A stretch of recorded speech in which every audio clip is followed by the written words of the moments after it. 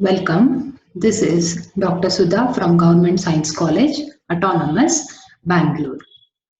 Lab topic is binary composition. Let us begin with the definition. Binary composition. Let G be a non-empty set.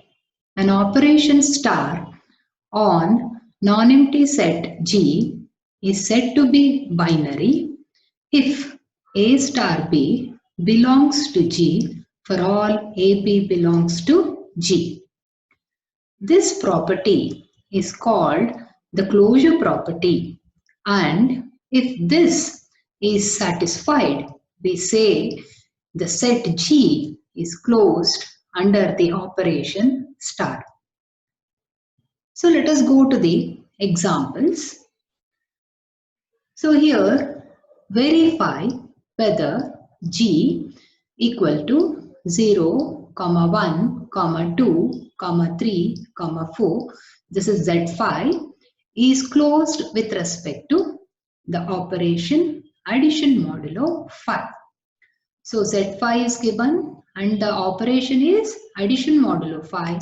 We need to verify whether this set G is closed with respect to this operation.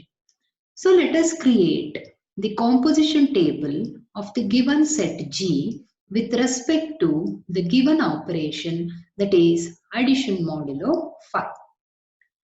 So this is the composition table for set 5 under addition modulo 5.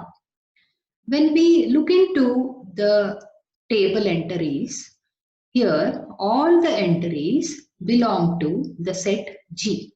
Since all the entries belong to the set G, we say that G is closed with respect to addition modulo 5. Now let us see what will be the maximum program for this. Let us go to the program. Here in the first line we write killall. Here kill is the command which deletes user variables, functions, arrays, etc. and resets all the internal variables to their default states. So in the next line, we use the user variable set colon the entries from the given set, that is 0, 1, 2, 3 and 4. Here we put this within the square brackets. So this square brackets returns the list of elements within the square braces. So these are the list of the elements. Next, let us denote the user variable capital G as setify set. This setify is the command which returns the elements of the set in the set form. Next, we define the binary operation given to us under the user variable, that is bin of x, y, and this is a function now because we are having here colon equals, and the command given is mod of x plus y, 5. So this mod of x plus y, 5 returns the value x plus y congruent to mod 5. Next is n, the user variable, and it denotes cardinality of G. This command cardinality returns the number of elements in the set G. So to begin with, we construct a set S1 which is empty. So within the flower brackets, if nothing is entered, it returns an empty set.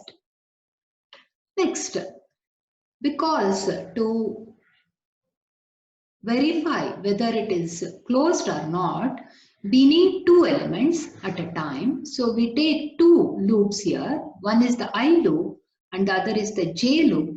Both runs from 1 to n, where n is the cardinality of the given set, and we operate bin of z of I, comma z of j. What are these z of I and z of j? These are the ith entry and the jth entry in the list given here. That is the set of all elements.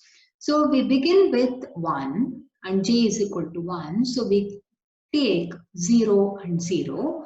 Bin of 0, 0 will be mod of 0 plus 0, comma 5. So the entry we get is 0. So that will be added into this set.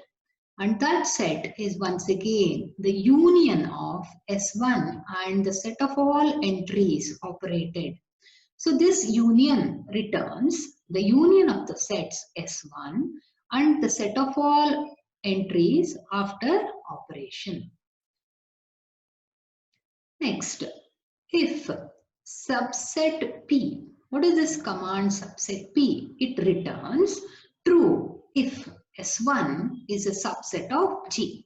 What are the elements in S1? That is the elements which we obtain after the operation, that is mod phi operation, addition modulo phi operation.